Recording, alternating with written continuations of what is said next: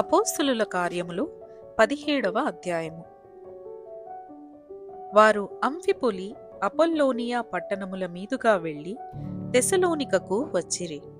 అక్కడ యూదుల సమాజ మందిరమొకటి యుండెను గనుక పౌలు తన వాడుక చొప్పున సమాజపు వారి యొద్దకు వెళ్లి, క్రీస్తు శ్రమపడి మృతులలో నుండి లేచుట ఆవశ్యకమనియు, నేను మీకు ప్రచురము చేయు యేసే క్రీస్తయ్యున్నాడనియు లేఖనములలో నుండి దృష్టాంతములనెత్తి విప్పి చెప్పుచు వారితో 3 విశ్రాంతి దినములు తర్కించుచుండెను.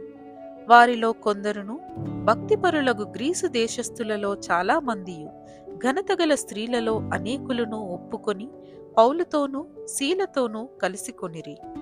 అయితే యూదులు మత్సరపడి పనిపాటలు లేక తిరుగు కొందరు దుష్టులను వెంటబెట్టుకొని గుంపు కూర్చి పట్టణమెల్లా అల్లరి చేయుచు యాసోను ఇంటి మీద పడి వారిని జనుల సభ ఎదుటకి తీసుకొని వచ్చుటకు యత్నము చేసిరి.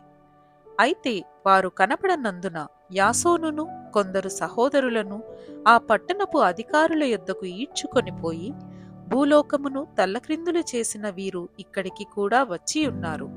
యాసోను వీరిని చేర్చుకొని ఉన్నాడు. వీరందరూ యేసు అను వేరొక రాజున్నాడని చెప్పి కైసరు చట్టములకు విరోధముగా నడుచుకునువారు అని కేకలు వేసిరి.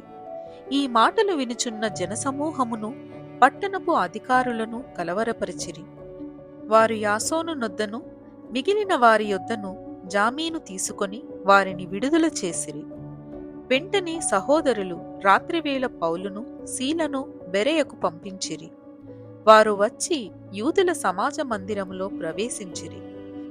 వీరు తెసలోనికలో ఉన్న వారి కంటే ఘనులై ఉండిరి కనుక ఆసక్తితో వాక్యమును అంగీకరించి పౌలును సీలయును చెప్పిన సంగతులు అలాగున్నవో లేవో అని ప్రతి దినమును లేఖనములు పరిశోధించుచూ వచ్చిరి. అందుచేత వారిలో అనేకులను ఘనతగల గ్రీసు దేశస్థులైన స్త్రీలలోనూ పురుషులలోనూ చాలా మందియు విశ్వసించిరి. అయితే బెరయలో కూడా పౌలు దేవుని వాక్యము ప్రచురించుచున్నాడని తెసలోనికలో ఉండు యూదులు తెలుసుకొని అక్కడికిని వచ్చి జనసమూహములను రేపి కలవరపరిచిరి. వెంటనే సహోదరులు పౌలును సముద్రము వరకు వెళ్ళుమని పంపిరి. అయితే సీలయు తిమోతియు అక్కడనే నిలిచిపోయిరి.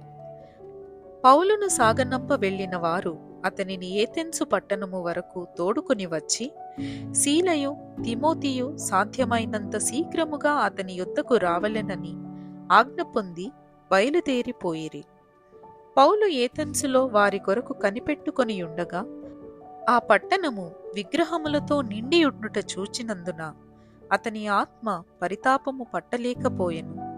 కాబట్టి సమాజ మందిరములలో యూదులతోనూ భక్తిపరులైన వారితోనూ ప్రతి దినమున సంత వీధిలో తన్ను కలుసుకొని వారితోనూ తర్కించుచూ వచ్చెను. ఎపికూరీయులలోనూ స్తోయీకులలోనూ ఉన్న కొందరు జ్ఞానులు అతనితో వాదించిరి. కొందరు ఈ వదరుబోతు చెప్పునది ఏమిటని చెప్పుకొనిరి. అతడు యేసును గూర్చియు పునరుత్థానమును గూర్చియు ప్రకటించెను గనుక మరికొందరు వీడు అన్య దేవతలను ప్రచురించుచున్నాడని చెప్పుకొనిరి. అంతట వారు అతని వెంట పెట్టుకొని అరేయోపగు అను సభ యొద్దకు తీసుకొని పోయి, నీవు చేయుచున్న ఈ నూతన బోధ ఎట్టితో మేము తెలుసుకొనవచ్చునా? కొన్ని క్రొత్త సంగతులు మా చెవులకు వినిపించుచున్నావు గనుక వీటి భావమేమో మేము తెలుసుకొనగోరుచున్నామని చెప్పిరి.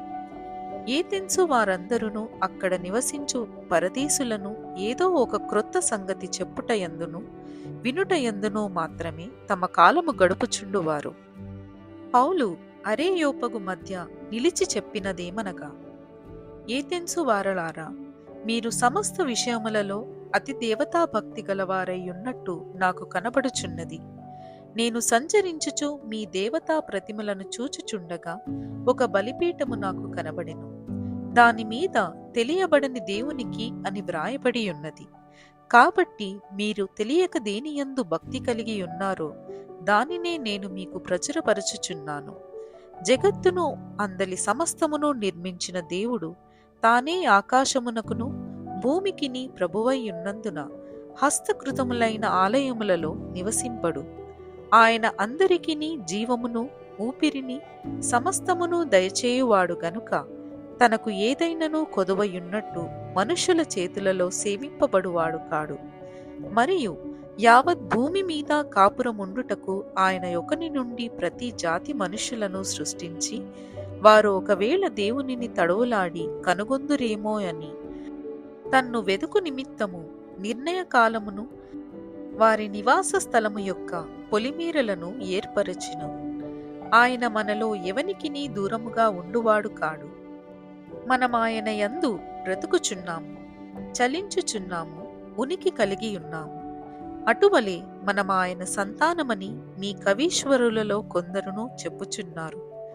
కాబట్టి మనము దేవుని సంతానమయ్యుండి మనుష్యుల చమత్కార కల్పనల వలన మల్చబడిన బంగారమునైనను వెండినైనను రాతినైనను దేవత్వము పోలియున్నదని తలంపకూడదు. ఆ అజ్ఞాన కాలములను దేవుడు చూచి చూడనట్టుగా ఉండెను. ఇప్పుడైతే అంతటను అందరును మారు మనస్సు పొందవలెనని మనుషులకు ఆజ్ఞాపించుచున్నాడు.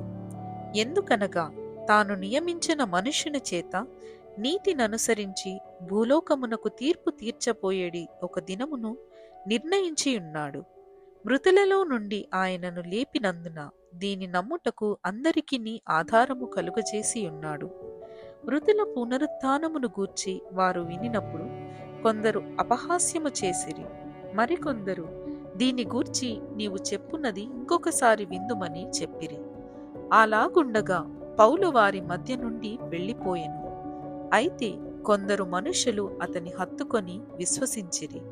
వారిలో అరియోపగీతుడైన దియోనోసియు దమరి అనొక స్త్రీయు వీరితో కూడా మరికొందరు నుండిరి. ఇంతటితో 17వ అధ్యాయము ముగింపు.